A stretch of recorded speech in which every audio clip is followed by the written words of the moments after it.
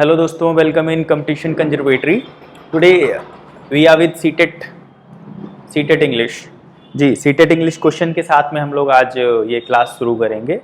और बता दें आपको टीजीटी के इंग्लिश क्लासेस आपको बहुत जल्दी मिलने वाली हैं। कुछ वीडियोस आपके इस पे चैनल पे मिल भी जाएंगे। चलो विदाउट एनी डिले हम लोग स्टार्ट करते हैं आज का session. Today we have to study English of CTET, मतलब इंग्लिश पेडागोजी। ठीक है। अवर फर्स्ट क्वेश्चन इज, सामने आपके लिखा हुआ है अवर फर्स्ट क्वेश्चन। जी, पहले मुझे सेट कर लेने दीजिए। जी, फर्स्ट क्वेश्चन आपके सामने लिखा हुआ है, habit formation through repetition is a component of which method. Habit of formation through repetition, ये किस कंपाउंड, ये कंपाउंड जो है ये किस मेथड का कंपाउंड है। ठीक है, कौन से मेथड में इसको रखा जाएगा। हैबिट फॉर्मेशन थ्रू रिपीटिशन मतलब बार बार दोहराना, रिपीट करना। कम्युनिकेटिव अप्रोच, ऑडियो लिंगुअलिज्म, ठीक है, या टास्क बेस्ड लैंग्वेज टीचिंग, या फिर कंस्ट्रक्टिविज्म। इनमें से कौन सा आपको सही लगता है, बताइए। जी, हैबिट फॉर्मेशन थ्रू रिपीटिशन, ठीक है, ये हमारा पार्ट होता है ऑडियो लिंगुअलिज्म का। ठीक है, ऑडियो लिंगुअलिज्म का ये पार्ट है। बिकॉज ये जो पार्ट है इसमें ध्यान पूर्वक भाषा को पढ़ना, उसके बार बार ड्रिल करना, ड्रिल मतलब बार बार रिपीट करके स्टडी करना और ज्ञान प्राप्त करना। ठीक है, ये इसका मतलब होता है किसी भाषा को। दूसरा देखिए, पहला वाला जो मतलब कम्युनिकेटिव अप्रोच, ये तो अर्थपूर्ण बातचीत होगी ना, कम्युनिकेशन अर्थपूर्ण बातचीत, तो वो नहीं है यहाँ पे। ठीक है, task based language teaching, task देकर कोई लैंग्वेज टीचिंग करना, कोई टास्क दे दिया, इस पे आपको ये टास्क करना है और उसमें आपने लैंग्वेज टीचिंग करवा दी। ठीक है। कंस्ट्रक्टिविज्म, ये क्या होता है। कंस्ट्रक्टिविज्म में तो बच्चा ना सोशल अपने एक्सपीरियंसेस से या पिछले अपने अनुभवों से सीखता है, तो ये भी नहीं है। तो रिपीटिशन किस में होता है, इसमें होता है। ठीक है, तो this is our right answer. ये कंपोनेंट जो है ये किसका है, ऑडियो लिंगुअलिज्म का। ठीक है, चलो बढ़ते हैं हम लोग नेक्स्ट क्वेश्चन पे। या our second question is, a teacher of class 7th asked her learners to bring at least 2 or 2 objects from home। एक अध्यापिका है, ठीक है, क्योंकि यहां पे देखो हर लिखा है मतलब वो गर्ल है। a teacher of class 7th class की टीचर आस्क हर लर्नर्स, अपने लर्नर्स से पूछती हैं या कहती हैं, bring at least 2 or 3 objects from home। घर से 2 या 3 चीजें आपको लानी है, कोई भी चीज घर से उठा के लानी है, घर में यूज करने वाली चीजें। कोई कंघा लेके आ गया, कोई किचन का सामान ले आया, कोई चम्मच ले आया, कोई एक बुक उठा लाया, घर के मतलब 2-3 चीजें सबसे कहा लेकर आनी है। And she asked them to exchange the objects among themself. और जितने भी स्टूडेंट्स हैं उन्होंने कहा कि अपनी चीजें बदल लो, आपस में एक दूसरे से चेंज कर लो। ठीक है, सारे स्टूडेंट ने अपनी जो चीज लाए थे वो दूसरे को दे दी, दूसरे वाली चीज खुद ले ली, मतलब सबका डिफरेंट हो गया। She now asks them to describe the object in their hands at least 10 sentences. ठीक है, अब उन्होंने कहा कि जो आपके ऑब्जेक्ट अब हाथ में जो आया है उसके बारे में 10-10 सेंटेंस डिस्क्राइब करिए। ठीक है, what are the objects known as in language teaching learning materials. तो जो टीचिंग लर्निंग मटेरियल है, इन ऑब्जेक्ट्स को क्या कहते हैं। ठीक है, ये पूछा जा रहा है कि what are the objects known as, इन ऑब्जेक्ट्स को किस नाम से हम जानेंगे, वो नाम बताना है। ठीक है, आपके सामने 4 ऑप्शन है, रिलिया, होम ऑब्जेक्ट्स, टीचर मटेरियल्स, या फिर इनपुट फॉर लैंग्वेज लर्निंग। चलो सोचो। हाँ, अब मुझे पता है आप लोगों का जो ध्यान है वो कहाँ जा रहा है, होम ऑब्जेक्ट्स की तरफ जा रहा होगा, लेकिन ये सही नहीं है। Home objects is wrong. वो ऑप्शन ऐसे ही देंगे, आप कंफ्यूज होके वही लगा दो। आपको लगता है होम, घर की चीजें मंगवाई तो होम ऑब्जेक्ट्स होगा। होम ऑब्जेक्ट्स तो एक पार्टिकुलर सिंपल सा वर्ड है जो अलग से ऐसे बना दिया गया, ठीक है। ये किसी मेथड का नाम नहीं है, कोई टीचिंग लर्निंग मटेरियल का नाम नहीं है, ना। तो इसमें अगर ऐसा कोई मटेरियल यूज किया जाता है जो बच्चे घर से लेकर आते हैं, ठीक है, तो उसको हम लोग बोलते हैं रीलिया। रीलिया, ठीक है, ध्यान रखिएगा। अगर कोई भी मटेरियल बच्चे घर से लेकर आते हैं उसके बारे में हम लोग डिस्क्राइब करके कोई भी लैंग्वेज टीचिंग करवाते हैं तो दैट इज कॉल्ड रीलिया, ठीक है। टीचर्स मटेरियल तो टीचर लेके आते हैं, उनका मटेरियल होता है। जैसे मैं अभी पढ़ाने के लिए हाथ में कुछ एग्जाम्पल के लिए सपोज मिरर लेके आऊं, शीशा, इसमें देखो, इसमें जो दिखेगा वही तुम्हें जिता सकता है, तो इसमें खुद का चेहरा दिखेगा, यानी तुम ही खुद को जिता सकते हो, तो मेरा मटेरियल वो हो गया मिरर, ठीक है। तो टीचर्स मटेरियल तो था नहीं यहाँ पे। Input for language learning, input तो जैसे आपने कोई ऑडियो इनपुट करके फिर सुनाई उनको, है ना, तो वो मटेरियल हो गया। तो ये भी नहीं है, ये भी नहीं है, ठीक है। Realia is the right answer, ठीक है, गॉट इट। चलो, come to the next question, third one. Which one of following components is a process in the top-down approach to teaching learning of listening? सुनने की, ठीक है, teaching learning of listening, यहां पे listening की बात हो रही है। और ये जो अप्रोच करता है टॉप टू डाउन अप्रोच करता है। Which of the following component is a process in the top to down approach, ठीक है। डिस्क्रिमिनेटिंग बिटवीन इंटोनेशन कंपाउंड्स, दूसरा है discriminating between phonemes, recognising prominent details, recognising prominent details और recognising the topic. चलो, सुनने की बात हो रही है ना, सुनने की बात हो रही है। विच ऑफ द फॉलोइंग, ये नीचे कंपोनेंट्स दिए हुए हैं, ठीक है। ये पूछ रहा है इन कंपोनेंट्स में कौन सा ऐसा है जो प्रोसेस है टॉप टू डाउन अप्रोच का, पहली बात, ठीक है, और जो टीचिंग लर्निंग ऑफ लिसनिंग का एक पार्ट है, सुनने के लिए अब उपयोग किया जाता है उस कंपाउंड का। उस तो बताइए इसमें से कौन सा लग रहा है आपको? Discriminating between intonation compound, discriminating between phonemes, या फिर recognising prominent details, recognising the topic. चलो, यस जी, यहां पे देखिए बात हो रही है इंटोनेशन कंपाउंड्स, तो ये तो हो गया स्वर शैली, स्वर शैलियों के बीच भेद करना, और ये बॉटम टू टॉप होता है। इसका जो प्रोसेस चलता है वो चलता है बॉटम टू टॉप, ठीक है। इस कंपाउंड को हम लोग बोलते हैं ये बॉटम टू टॉप चलने वाला प्रोसेस है। तो यहाँ पे टॉप टू डाउन वाला ढूंढना है, तो ये तो नहीं होगा, ठीक है। डिस्क्रिमिनेटिंग बिटवीन फोनिम्स, ये भी नहीं होगा। फोनिम्स भी जो है एक स्वर के लिए यूज किया जाता है ना, और इसका भी प्रोसेस बॉटम टू टॉप है। जब आप कंपाउंड्स पढ़ेंगे, है ना, तब उसमें लिसनिंग कंपाउंड्स में ये चीज बताई जाएगी। इसका प्रोसेस भी बॉटम टू टॉप होता है, ठीक है। डिस्क्रिमिनेटिंग बिटवीन फोनिम्स, फोनिम्स भी स्वर का एक चीज है।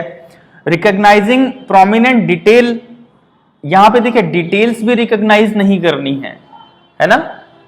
लिसनिंग कर रहे हैं आप, तो आपकी जो टॉप टू डाउन अप्रोच है वो क्या है?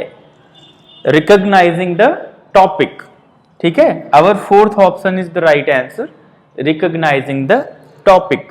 पूर्व ज्ञान से नए विषय निकालते हैं ना आप लोग, तो यहां पर भी वही रिकॉग्नाइजिंग द टॉपिक, हम लोग पूर्व ज्ञान से अपना टॉपिक निकालते हैं अगला, ठीक है। जैसे हमारा मान लेते हैं कि आज का टॉपिक है प्रोनाउन, प्रोनाउन पढ़ाना है, ठीक है। तो हम लोग नाउन के बारे में पहले पढ़ा चुके हैं ना, आज प्रोनाउन आया है, लेकिन स्टार्टिंग कहाँ से करें? नाउन के बारे में पूछेंगे, व्हाट इज नाउन, ओके ये होता है वो होता है, नाउन के टाइप क्या होते हैं, ठीक है। फिर आए प्रोनाउन पे, प्रोनाउन क्या होगा, अब उनका टॉपिक खुद ही निकल आएगा। तो सुनकर टॉपिक निकालना, ठीक है, पूर्व ज्ञान से पिछले ज्ञान से टॉपिक निकालना, रिकॉग्नाइजिंग द टॉपिक, ठीक है। This is what top to down process, top to down. चलो, fourth one is a teacher arrange her learners into pairs, अपने लर्नर्स को पेयर्स में, ठीक है, अरेंज करता है। Give them a text of 2 paragraph, 2 paragraph का उनको टेक्स्ट देते हैं कॉपी या किताब में, ठीक है। One learner in the pair reads out the text, एक लर्नर जो होता है वो एक टेक्स्ट को पढ़ता है, the other to the other, दूसरे से पढ़ता है, and the other partner takes the dictation, दूसरा जो है वो सोच के उसके बारे में लिखता है। Then the process is reversed, फिर जब दूसरा जो पैराग्राफ में पढ़ने की बात आती है तो फिर ये रिवर्स हो जाता है, जो बोल रहा था अब वो लिखेगा और जो लिख रहा था वो अब बोलेगा, ठीक है। Then the process is reversed, what is this known as, इसको क्या कहते हैं, किस चीज से इसको जाना जाता है? Jigsaw diction, partial diction, running diction या कंपोजिशन डिक्शन। चलो 4 ऑप्शन है, सोचो क्या होगा जी, क्या होगा? देखिए जिगसॉ डिक्शन जो होता है ये एक पाठ को, जैसे ये टॉपिक है कोई, इसको हमने कई भागों में बांट दिया, कई सारे भागों में, ठीक है। ये स्टार्टिंग है, ये मिडल है, और ये हाफ हो गया, मिडल हो गया, और ये एंड हो गया, मतलब कई हिस्सों में बांट के छात्रों में दे दिया, ठीक है। तो ये तो हो गया जिगसॉ डिक्शन। यहाँ पे क्या कह रहा है, सिर्फ 2 पैराग्राफ दिए गए हैं, ठीक है। देखिए तीसरा वाला जो है रनिंग डिक्शन, ये क्या होता है, एक पार्टनर दौड़ के जाता है, दीवार पे दूर टॉपिक लगा होता है उसको देख कर आता है और दूसरे को दौड़ के आके बताता है और फिर वो दूसरा पार्टनर उसको डिस्क्राइब करता है, इसको बोलते हैं रनिंग डिक्शन। तो रनिंग डिक्शन तो यहाँ पे है नहीं, तो ये भी गलत हो गया। पहला वाला कई भागों में, विभिन्न भागों में एक लेसन को बांट दिया जाता है, वो भी नहीं है। चौथा जो है देखिए कंपोजिशन डिक्शन, कंपोजिशन डिक्शन में क्या होता है, शिक्षक पढ़ता है और बच्चे लिखते हैं, शिक्षक मुंह से बोलता है बच्चे लिखते हैं, तो ये भी यहाँ पे नहीं है, ठीक है। हमारा ऑप्शन कौन सा है, पार्शियल डिक्शन। जब पार्ट 2 कर दिए जाएं किसी चीज के उसको बोलते हैं पार्शियल डिक्शन। पार्ट कर दिए गए ना 2, आधा तुम आधा मैं, फिर आधा तुम आधा मैं, तो इसको बोलते हैं पार्शियल डिक्शन। चलिए याद रखिएगा। Okay, come to the next question. Mechanic of language is in speaking skills. Mechanics of language in speaking skills includes, speaking skills में मैकेनिक ऑफ लैंग्वेज क्या इंक्लूड करता है, ठीक है, क्या क्या चीजें होनी चाहिए मैकेनिक्स ऑफ लैंग्वेज, ठीक है जी। लैंग्वेज की मतलब बहुत ही मैकेनिकल चीजें, स्ट्रॉन्ग चीजें क्या होती हैं? पहला pronunciation, grammar and vocabulary, clarity of message, social and culture rules of using language, script, words and sentences. क्या लग रहा है आपको? स्पीकिंग स्किल्स की बात हो रही है, स्पीकिंग स्किल्स, ठीक है। तो देखिए स्क्रिप्ट तो राइटिंग का पार्ट है, स्क्रिप्ट क्या है, रीडिंग या राइटिंग का पार्ट है, ये स्पीकिंग का पार्ट नहीं है, तो ये हो गया खत्म, ठीक है। स्क्रिप्ट हम पढ़ते जरूर हैं लेकिन ये रीडिंग राइटिंग का पार्ट है, बोलने का नहीं है, ठीक है। तीसरा देखिए social and cultural rules of using language, तो सोशल और कल्चरल तो सोसाइटी से रिलेटेड हो गया है ना, ये भी नहीं होगा। Clarity of message, clarity of message जो है स्पेशली स्पीकिंग स्किल्स के पार्ट थोड़ी ना है, वो तो एक जब हम बोलते हैं तब मैसेज जाता है कोई भी, ये इसका पार्ट नहीं है कि आप बोलते समय कोई मैसेज ही दे रहे हो, ठीक है। मैकेनिक्स मतलब बहुत ही इंपॉर्टेंट पार्ट, किसी भी बाइक में मैकेनिकल चीजें क्या होती हैं, उसका इंजन होता है, इंजन में जो भी चीजें होती हैं मेन पार्ट्स, तो लैंग्वेज के मेन पार्ट्स क्या हैं, प्रोनाउंसिएशन, ग्रामर एंड वोकैबुलरी। अगर आपके पास ग्रामर नहीं है तो आप नहीं बोल पाएंगे, वोकैबुलरी नहीं है तो नहीं बोल पाएंगे, गाड़ी में इंजन नहीं है तो गाड़ी नहीं चल पाएगी। गॉट इट जी। तो ये होता है मैकेनिक्स ऑफ लैंग्वेज, ठीक है। प्रोनाउंसिएशन आप सही से उच्चारण करके बोल रहे हैं, ग्रामर है आपके पास, वोकैबुलरी है, ठीक है। Got it. चलो तो अब first option is right answer. चलो come to the next one.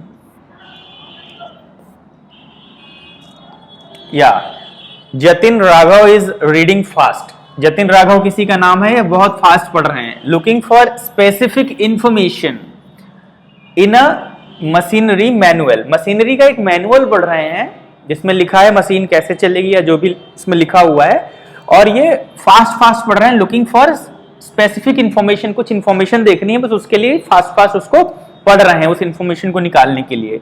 What is this reading सब स्किल नोन एज, ये मैंने पिछले वीडियो में आपको बताया था। व्हाट इज स्कैनिंग रीडिंग, जी हाँ, तो यहाँ पे ये स्कैनिंग रीडिंग है। जब हम कोई भी लेसन को या कोई भी चीज को इस तरीके से पढ़ते हैं कि हमें बस इंफॉर्मेशन मेन देखनी होती है, जैसे डेट देखी, दिन देखा, है ना, नंबर देखा कि क्या नंबर है, क्या अकाउंट, जो भी हो नंबर किसी चीज का हो सकता है। तो जब हम मेन इंफॉर्मेशन सरसरी नजर से देख के मेन चीजें निकालते हैं उसको हम बोलते हैं स्कैनिंग रीडिंग, ठीक है। तो यहां पे ये क्या कर रहा है, Jatin Raghav reading fast looking specific information in machinery manual, तो ये क्या कर रहा है, स्कैनिंग रीडिंग कर रहा है, ठीक है, गॉट इट। चलो नेक्स्ट पे आते हैं।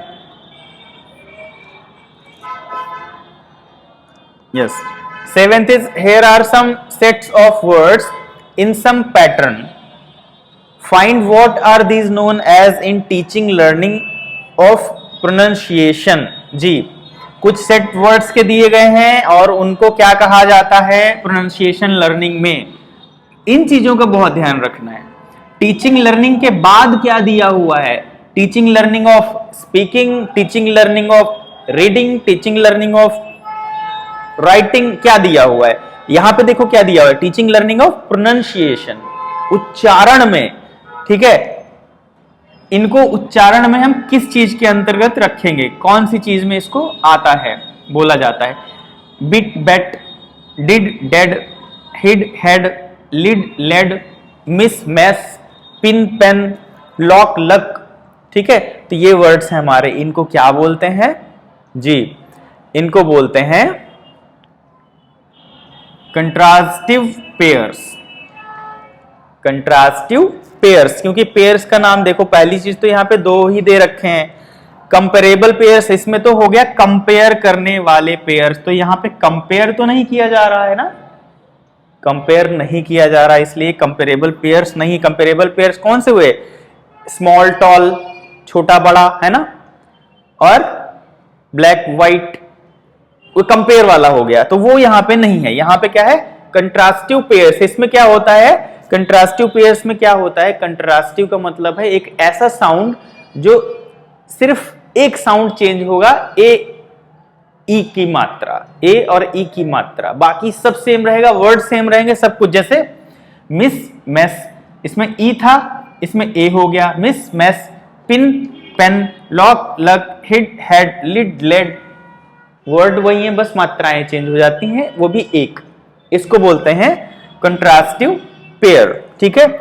कंपेरेबल तो समझ गए, जिसमें कंपेयर किया जा रहा हो। वॉवेल तो है नहीं, स्वर की बात हो नहीं रही यहाँ पे। स्ट्रेस एंड इंटोनेशन क्या होता है, किसी चीज पे दबाव डाल के बोलना, स्ट्रेस डालना, that is called stress intonation. तो ये भी नहीं होगा, इसको बोलते क्या है स्ट्रेस इंटोनेशन का। हमारा सही ऑप्शन ए है, ध्यान रखना, इसको मैंने गोला कर दिया है। स्ट्रेस होता है किसी वर्ड पे जब हम जोर डाल के बोलते हैं उसका मतलब बदल जाता है। जैसे आपने कहा वो मूवी देखी होगी आपने, पीके, पीके में बोलते ना अच्छा, अच्छा पे स्ट्रेस और इंटोनेशन का यूज होता है। कैसे, आप कोई किसी ने कोई बात बताई, अच्छा, अब आप चौंकेंगे, अच्छा, है ना, स्ट्रेस थोड़ा सा दिया उस पे, और ज्यादा असर पड़ी, अच्छा, और गुस्सा हो जाएंगे, अच्छा बेटा, है ना। अच्छा को अलग अलग इंटोनेशन स्ट्रेस किया जा रहा है, उसका मतलब बदल रहा है, दैट इज स्ट्रेस। तो यहां पर ये भी यूज नहीं हो रहा है। चलो come to the next question. Okay, the earth one word which one recognize when one hears or sees them are. देखो, word which one recognize when one hears or sees them, जब कोई उसे देखता है और सुनता है तब वो रिकॉग्नाइज हो जाते हैं वर्ड। वैसे हमें डेली यूज में उनकी जरूरत नहीं रहती है, तो ऐसे वर्ड्स को हम क्या कहते हैं जी, productive vocabulary, receptive vocabulary, explicit vocabulary या इम्प्लिक्ट वोकैबुलरी। जी, इनमें से क्या होगा बताओ जी। देखिए, प्रोडक्टिव वोकैबुलरी वो होती है जो हमें बार बार पढ़ने की जरूरत नहीं पड़ती, हमें ऑलरेडी पता होती है ना, हम बस बोल देते हैं, हमें सोचना नहीं पड़ता। जैसे आप हेलो बोले, हेलो, क्या आपको सोचना पड़ेगा हेलो की स्पेलिंग क्या होती है, हेलो कैसे बोलेंगे? नहीं, आप बोल देते हो, फोन उठाएंगे, फोन पे बोल देंगे। किसी को बोलना है हेलो, हेलो सर, नॉर्मल है ना, गुड मॉर्निंग, हाय, ठीक है। या फिर आपने कहा फूड, क्या आपको फूड याद करना पड़ता है बार बार? नहीं ना। तो ऐसे वोकैब्स जो हमें ऑलरेडी पता है, दीज आर प्रोडक्टिव वोकैबुलरी, ठीक है। और यहां पे पूछ रहा है which one recognized when one hears or see them, ये तब रिकॉग्नाइज होते हैं, माइंड में आते हैं जब हम उनको देखते हैं या सुनते हैं अचानक से, तब याद आता है अच्छा बेटा ये है। उनका डेली लाइफ में यूज नहीं होता, इसलिए हम उनको भूले पड़े रहते हैं। जैसे कोई भी ऐसे वर्ड हो सकते हैं, उनको बोलते हैं रिसेप्टिव वोकैबुलरी, ठीक है। तो हमारा सेकंड ऑप्शन सही हो जाएगा। कौन से ऐसे वर्ड्स हो सकते हैं? जैसे मान लो आपने कहा क्विक्सोटिक, सपनों में खोया रहने वाला। अब ये ऐसा वर्ड तो नहीं है डेली यूज करते हो, लेकिन शायद याद होगा, सुना हो, क्विक्सोटिक मतलब सपनों में खोया रहने वाला, ठीक है। तो अभी अचानक से आपने देखा, पढ़ा, तो याद आ गया, अच्छा हाँ ये तो मुझे पता है। तो ऐसे वर्ड्स को हम लोग बोलते हैं रिसेप्टिव वोकैबुलरी, ठीक है। उसी का पूछ रहा है when we which one recognize, उनको रिकॉग्नाइज तब किया जाता है when one hears or see them, जब उसको सुनता है या देखता है तब उनको याद आता है। तो ऐसे वोकैब को हम बोलते हैं रिसेप्टिव वोकैबुलरी, ठीक है। चलो come to the next question, what does free writing approach, free writing approach to writing promote. देखो राइटिंग को प्रमोट करने के लिए फ्री राइटिंग अप्रोच क्या है ये पूछ रहा है। आप जब राइटिंग सिखाते हैं बच्चों को तो फ्री राइटिंग अप्रोच क्या है? चलो मैं पहले तो ऐसे ही बता देता हूं। फ्री राइटिंग अप्रोच उसको बोलते हैं कि आपने आजादी दे दी बच्चे को कि चलो लिखो, ठीक है, अच्छे से बस लिखो, अपने थॉट्स लिखो। इसमें क्या हुआ, बच्चा ग्रामर को बहुत ज्यादा ध्यान नहीं देगा, लिखेगा सही बट गलतियां हो सकती हैं, वो बाद में निकाली जाएंगी। आपने फ्री उसको क्या किया, फ्री राइटिंग अप्रोच के लिए उसको लाइसेंस दे दिया कि जाओ लिखो, है ना, इस टॉपिक के बारे में 10 पन्ने लिखो, 10 पेज लिख डालो, ठीक है। तो इसको बोलते हैं फ्री राइटिंग अप्रोच। तो अब देखिए इसको समझना है, understanding of form and accuracy. अब जब कोई फ्री लिख रहा है, प्रॉपरली लिखते जा रहा मेनली थॉट्स पे पूरा फोकस है कि क्या क्या लिखेंगे, तो उसमें एक्यूरेसी का ध्यान तो नहीं रहेगा, फॉर्म्स और एक्यूरेसी का ध्यान, तो पहला ऑप्शन इसके लिए नहीं सही है, ठीक है। दूसरा देखिए ग्रामेटिकल एक्यूरेसी, ग्रामेटिकल भी एक्यूरेसी नहीं होगी। ग्रामेटिकली तो हम लोग बाद में एडिट करेंगे, उसको देखेंगे बेटा यहाँ पे ये गलती है, यहाँ पे गलती है। अभी क्या वो फ्री लिखता जा रहा है, अभी तो हमने क्या फ्री अप्रोच दिया है लिखने के लिए, उसको फ्री राइटिंग अप्रोच कर रहा है वो। Understanding of the context and fluency, तो यहां पे क्या कर रहा है वो, understanding of the context and fluency. यहां पे आपने चूंकि उसको फ्री राइटिंग अप्रोच दी है, तो वो क्या कर रहा है, वो उसको सिर्फ अंडरस्टैंडिंग किस चीज में, कॉन्टेक्स्ट मतलब उसका क्या संदर्भ है, संदर्भ पे पूरा ध्यान है, उस पे वो टिका हुआ है। जैसे आपने कहा आपको लिखना है भ्रष्टाचार पे, करप्शन, तो संदर्भ उसको मिल गया, भ्रष्टाचार पे लिखना है। अब भ्रष्टाचार ऐसा है, वैसा है, ये होता है, वो होता है ना, उस फ्लुएंसी में वो लिखता जा रहा है। ग्रामर हो सकता है कहीं पे गलत हो, एक्यूरेसी नहीं है ग्रामर में, ठीक है, एक्यूरेसी नहीं है अंडरस्टैंडिंग फॉर्म्स में, फॉर्म कौन सी लगा रहे हैं, क्या लगा रहे हैं, लेकिन संदर्भ उसको पता है कि क्या लिखना है और फ्लुएंसी में वो लिखता जा रहा है। तो हमारा ऑप्शन कौन सा हो जाएगा, third one, understanding of the context and fluency, ठीक है। चौथा तो नहीं होगा, syntax and language use, language use तो ऑलरेडी हो ही रहा है, तो ये भी नहीं होगा। चलो नेक्स्ट क्वेश्चन पे आ जाते हैं। Okay, the 10th one, pedagogical grammar, शिक्षा शास्त्री ग्रामर मीन्स दैट, जी पेडागॉजिकल ग्रामर, पेडागॉजी आप लोग पढ़ ही रहे हैं, तो इसका मतलब क्या होता है, all grammar teaching should be rule focused, या second teaching grammar in contest, या begin from form and move on to use teaching through emergence. चलो 4 ऑप्शन है, बताओ इनका क्या, पेडागॉजी के अकॉर्डिंग पढ़ाना क्या होगा, ठीक है। पेडागॉजी में अच्छा हम लोग क्या सीखते हैं, मेनली आप फोकस करिए, पेडागॉजी में क्या आप लोग पढ़ रहे हो, कि क्लास में कैसे व्यवस्थित रखें, बच्चों को कैसे सिखाएं, कैसे लेसन तैयार करवाएं, पढ़ाते समय क्या क्या इंपॉर्टेंट है। देखिए हम फोकस कहाँ कर रहे हैं, rules regulations, according to lesson, according to plan, according to given materials. ठीक है, तो उसके हिसाब से आप ऑप्शन निकालो। चलो चलो जी, होपफुली कुछ तो पता चला होगा। देखो पहला ऑप्शन कह रहा है all grammar teaching should be rule focused. All grammar teaching should be rule focused. Teaching grammar in context, देखिए संदर्भ में पढ़ाना, टीचिंग ग्रामर इन कॉन्टेक्स्ट, ये वाला हमारा ऑप्शन सही होगा, संदर्भ में पढ़ाते रहना। तीसरा ऑप्शन क्या है, begin from form and move on to use. Form में शुरू की, फॉर्म से शुरू किया और यूज पे डायरेक्ट चले गए। ठीक है, ये भी पेडागोजिकल ग्रामर में नहीं आएगा। ठीक है, टीचिंग थ्रू इमर्जन, इमर्जन का मतलब क्या होता है, विसर्जन कर देना एक तरह से, है ना, मतलब बच्चे को बिल्कुल डुबा देना।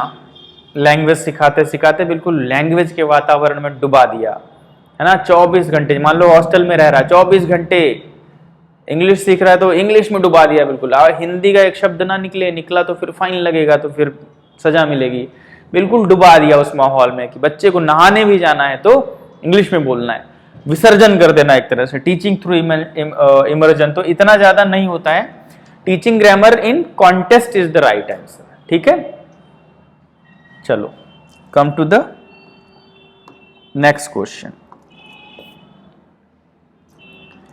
Which one of the following is not advocate as an element of assessment in a poem?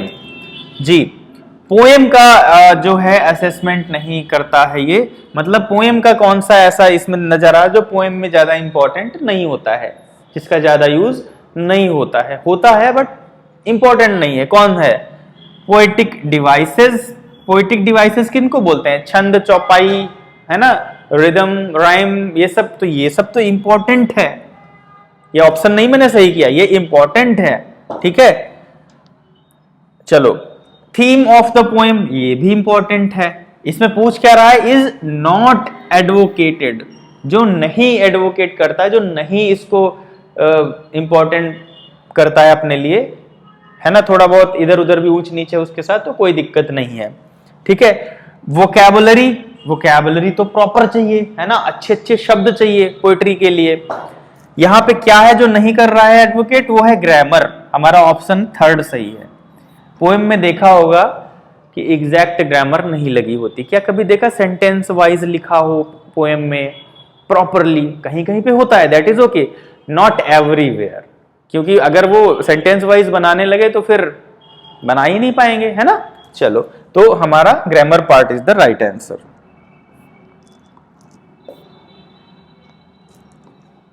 A teacher asked her learners to watch a movie 2 days ago. 2 दिन पहले टीचर ने कहा था एक मूवी देखो, ठीक है। And now she asked them to have a discussion on that. What would they do? ठीक है, अब जो है उसने कहा उस पे आप लोग डिस्कशन करें, है ना, आप लोग उस पे डिस्कशन करेंगे जो भी आपने मूवी देखी थी। If they were the hero heroine of the movie, अगर वो हीरो हीरोइन होते मूवी के तो फिर इस पे उनको एक्सप्लेनेशन करना है, डिस्कशन करना है, अपने आप को इमेजिन करना है कि मैं हीरो हूं और हीरोइन हूं, उस पे इमेजिन करके डिस्कशन करना है। What is this assessment task known as, इस असेसमेंट टास्क को हम क्या कहते हैं? ठीक है, अब इसको बताना है। एक्स्ट्रापोलेटिव टास्क, क्रिटिकल पेडागोजी, या स्पीकिंग टास्क, या थिंकिंग टास्क? जी, इसको बताना है आपको। जी, क्या होगा? देखो, थिंकिंग टास्क तो नहीं होगा, क्योंकि सिर्फ सोचने का काम नहीं है, सिर्फ थिंकिंग टास्क यहां पे नहीं दिया है। स्पीकिंग टास्क, सिर्फ स्पीकिंग टास्क भी नहीं है यहां पे बच्चों का कि खाली बोल रहे हैं, ठीक है। क्रिटिकल पेडागोजी, क्रिटिकल क्या होता है? क्रिटिक, किसी को अपोज करना, सांस्कृतिक या सामाजिक मान्यताओं के अगेंस्ट में कुछ बोलना या लिखना, तो वो क्रिटिकल पेडागोजी हो गई। यहाँ पे जो हमारा आंसर है वो क्या है, एक्स्ट्रापोलेटिव टास्क, ठीक है, बहुमुखी काल्पनिक सोच और उसको फिर बोलना, जैसे मूवी में किया जा रहा है। पहले आपने अपने आप को इमेजिन किया, काल्पनिक अपने आप को हीरो रखा, फिर उसके बाद बहुत मतलब कई अलग अलग तरीके से उसको डिस्कशन करेंगे आपस में, तो हमारा पहला आंसर सही हो जाएगा, ठीक है। चलो come to the next one. What does fluency in reading means? Reading में fluency, what does fluency in reading means, ठीक है, फ्लुएंसी इन रीडिंग, यहां पे रीडिंग की बात हो रही है। चलो, ability to read a text at ease with expression, ठीक है, एक्सप्रेशन के साथ सरलता से पढ़ते जाना। Ability to read a text without any mistake at all, क्या किसी चीज को पढ़ना बिना किसी मिस्टेक के, इसको बोलते हैं fluency in reading. Ability to interpret the text, text को बहुत ज्यादा अच्छे से इंटरप्रेट करना। Ability to read without any grammatical errors, किसी चीज को बिल्कुल ग्रामेटिकल एरर्स के पढ़ना। फ्लुएंसी का मतलब क्या होता है बताओ आप, है ना, फ्लुएंसी का मतलब क्या होता है? फ्लुएंट कौन माना जाता है? जैसे मैं बोलता रहूं स्पीकिंग क्लास इंग्लिश में कुछ फ्लुएंटली बोलता रहूं, है ना, जैसे बोलूं Lucknow is a big city, it is the capital of Uttar Pradesh, and Yogi Adityanath is the chief minister of Lucknow, there are many over bridges, there are many hotels, there are many schools, colleges and hospital and big hospitals also there are many multiplex for watching movies and all। तो यहाँ पे मैं क्या कर रहा हूँ, अगर मैं फ्लुएंटली कोई चीज पढ़ रहा हूँ, यहाँ पे मैं बोल रहा था, हालांकि मान लो मैं पढ़ रहा था ये और एक्सप्रेशन के साथ पढ़ रहा था। फ्लुएंटली किसको बोलते हैं? हम लोग लगातार पढ़ रहे हैं प्रॉपरली, है ना, उसको बोलते हैं। तो यहाँ पे मेरा फर्स्ट ऑप्शन सही हो जाएगा, ability to read a text at ease with expression, बहुत आसानी से एक्सप्रेशंस के साथ में पढ़ते जाना, उसी को तो फ्लुएंट बोलते हैं कि रीडिंग बहुत अच्छी है तुम्हारी, फ्लुएंट रीडर हो बिल्कुल, है ना जी। तो वहां पे ability to read a text without any mistake at all, तो विदाउट एनी मिस्टेक अगर पढ़ेंगे बहुत धीरे धीरे तब तो हो सकता है कि स्लो स्पीड हो जाए। Ability to interpret the text, text पे भी इतना ध्यान नहीं देते हम लोग। Ability to read without any grammatical error, grammatical error के तो मतलब इतना ध्यान हम इन चीजों पे नहीं देते हैं। फ्लुएंटली जब पढ़ते हैं तो क्या होता है, आसानी से एक्सप्रेशन के साथ में हम पढ़ते चले जाते हैं, that is called fluent reading, ठीक है। चलो come to the next one, come to the next question. Next question is which of the following statement are true of languages in India?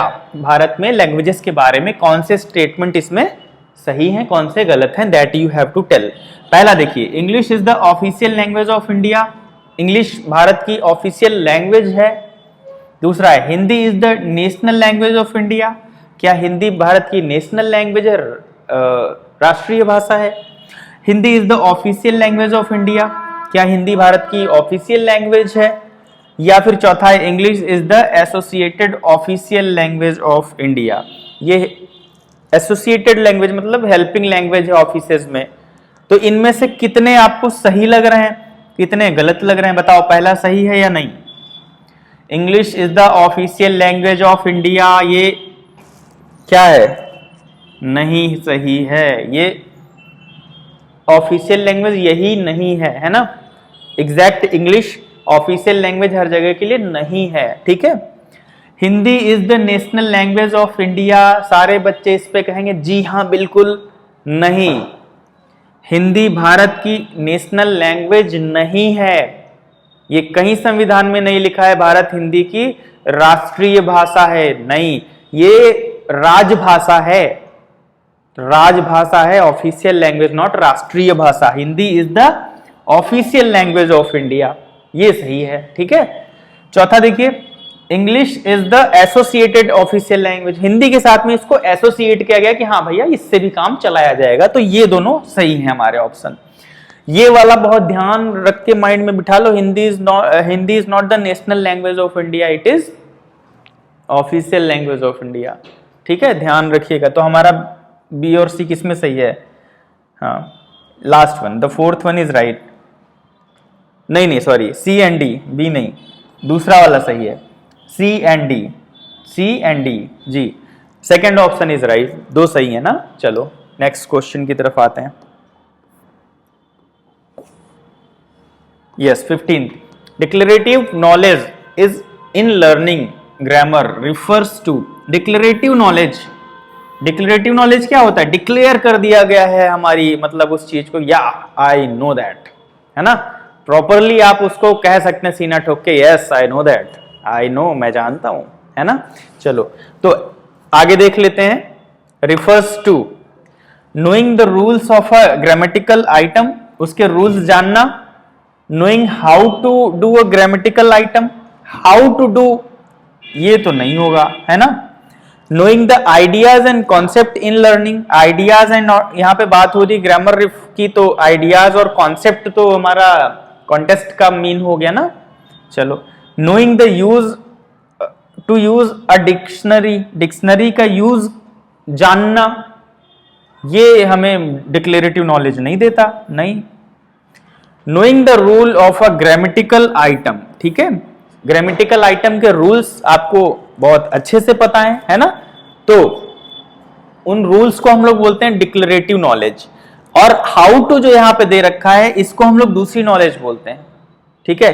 तो डिक्लेरेटिव नॉलेज क्या होती है? आपको सारे rules पता है, जैसे टेंस हैं 12 टेंस, आपको एक एक रूल ऐसे ही आंख बंद करके लिख सकते हो आप डिक्लेयर कर सकते हो अपने आप को, आई नो टेंसेज प्रॉपरली 100%, ठीक है। तो इसको बोलेंगे डिक्लेरेटिव नॉलेज, ठीक है। और कैसे करेंगे, हाउ टू जब आ जाए तो डिक्लेरेटिव नॉलेज नहीं होता, फिर वो दूसरी चीज में चला जाता है। चलो come to the next one. अब हमारे सामने आएगा एक पैसेज, ठीक है। पैसेज को पढ़ना है और पैसेज को नहीं पढ़ना है। पढ़ते समय आप आधा घंटा लगा दोगे इसमें। चलते हैं डायरेक्ट क्वेश्चन की तरफ, ठीक है। वहां से हम बाद में लौट के आएंगे पैसेज पे। आपको क्या करना है, जब आप एग्जाम में जाएंगे तो आप पैसेज पे ज्यादा फोकस स्टार्टिंग में मत करिएगा, फिर वो 2-3 बार पढ़ना हो जाता है। आप पैसेज बस देखा कि हाँ पैसेज है, चलो आगे बढ़ते हैं, देखते हैं क्वेश्चन कौन से हैं जी। अब क्वेश्चन पे आ जाते हैं। Our leaders vision of independent India was based on. Independent India का जो विजन था वो किस चीज पे बेस्ड है, ये पूछा जा रहा है। तो अब आप स्टोरी में आ जाओ, ठीक है। अब यहां पे देखो लीडर्स कहां पे लिखा हुआ है जी, कहां पे बात हो रही है, ठीक है, किस चीज की बात हो रही है जी। यहां पे क्या है, shape our social and economic goals to be achieved after freedom जी। यहां पे बात हो रही है इकोनॉमिक गोल्स। चलो अब देखते हैं अपने क्वेश्चन में क्या उसमें ये दे रखा है जी। देखिए एग्जैक्ट सेम टू सेम हो सकता नहीं मिलेगा आपको, मतलब बस थोड़ा सा उसमें निकालना इसमें निकालना, सेम मतलब निकलेगा। Our leaders vision boycott the foreign goods, ये नहीं लिखा है पैसेज में। डेवलपमेंट ऑफ डिफेंस फोर्सेस, ये नहीं लिखा है पैसेज में। यहां पे हमें चलना है पैसेज के हिसाब से, ठीक है। इकोनॉमिक सेल्फ रिलायंस, ये लिखा हुआ है पैसेज में, इकोनॉमिक की बात हो रही थी, है ना। इकोनॉमिकली उसको सेल्फ रिलायंस मतलब खुद के भरोसे होना, ठीक है। तो ये हमारा सही है। डाइवर्सिफिकेशन ऑफ एम्प्लॉयमेंट, ये नहीं लिखा हुआ था इसके लिए, ठीक है। यहां पे बात हो रही है vision of independent India was based on economic self reliance, ठीक है। चलो बढ़ते हैं नेक्स्ट क्वेश्चन की तरफ।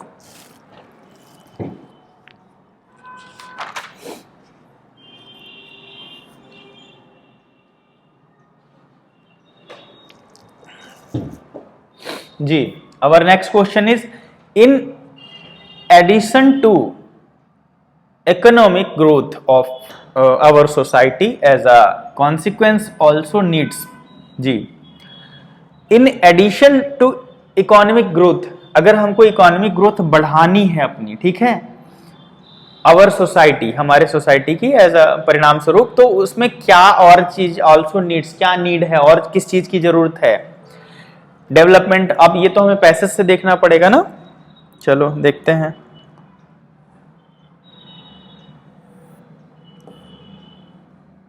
आ जाते हैं पैसेज में जी। अब देखिए यहां पे सोसाइटी की ग्रोथ में और किस चीजों की बात हो रही है। हाँ पढ़ लो, सभी लोग पढ़ लो जी। यहां पे आ जाओ। It leads to just an equal distribution of wealth among the people ji.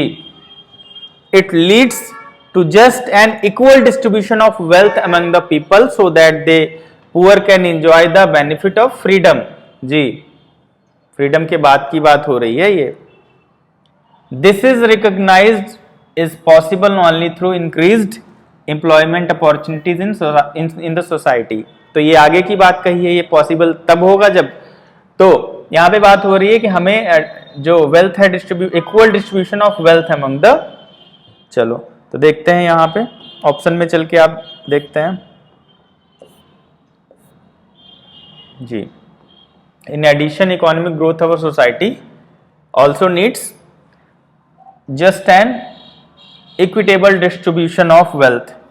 Equal distribution wealth की होनी चाहिए इसके लिए, ठीक है। तो ये हमारा ऑप्शन यहां पे मिल जाएगा, ठीक है। चलो नेक्स्ट क्वेश्चन पे आते हैं, देखते हैं कौन सा है। Yes 18th is study the following statements, और बताना है कौन सही है कौन गलत है। चलो, along with economic growth we also want to develop a united nation with one aim। ये तो कहीं पे नहीं लिखा था, चाहे तो आप बाद में इसको पढ़ लेना, ठीक है।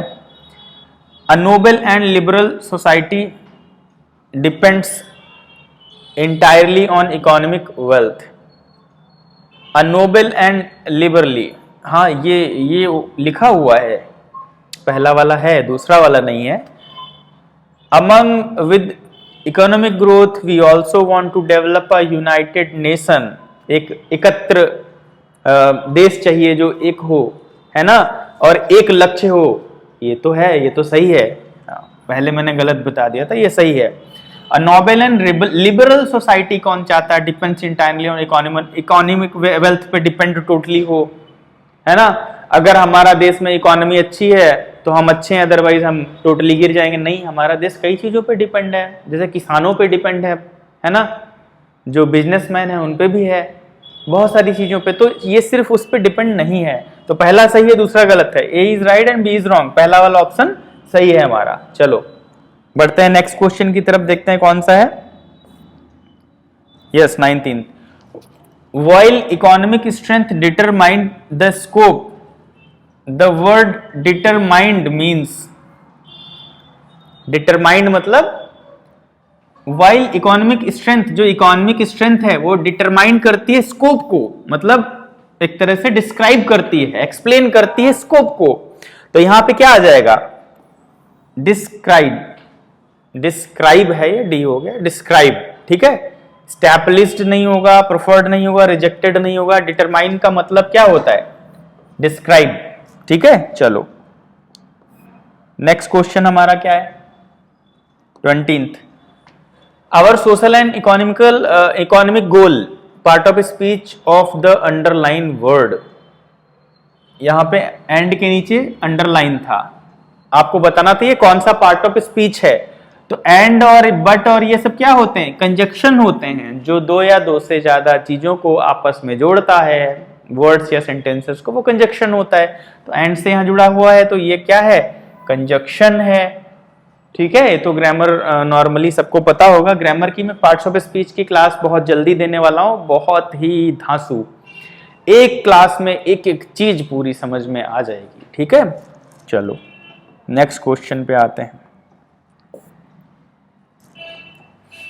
In the Indian context, the concept of the word concept means, concept का मतलब क्या है ये बताना है। concept मतलब क्या है? My concept is that हम लोगों को वहां चलना चाहिए। idea, concept means idea, concept का मतलब होता है विचार। चलो next is, yes, the independence was achieved in India. जो आजादी है वो अचीव की गई है भारत में कैसे? थ्रू अ लॉन्ग स्ट्रगल, बहुत स्ट्रगल के बाद में। बाई सेल्फ रिलायंट लीडरशिप, अपने ऊपर विश्वास करके लीडरशिप थी उससे मिली है सिर्फ? नहीं, सिर्फ उससे नहीं मिली है। थ्रू वायलेंस मीन्स, क्या हिंसा करके मिली है सिर्फ? नहीं, इसमें तो अहिंसा का पार्ट गांधी जी भी थे। By making use of every resource available, जितने रिसोर्सेज अवेलेबल थे सबका यूज करके आजादी मिली है? नहीं, सबका रिसोर्सेज का यूज करके नहीं मिली है। थ्रू अ लॉन्ग स्ट्रगल, बहुत लंबे स्ट्रगल के बाद आजादी मिली है।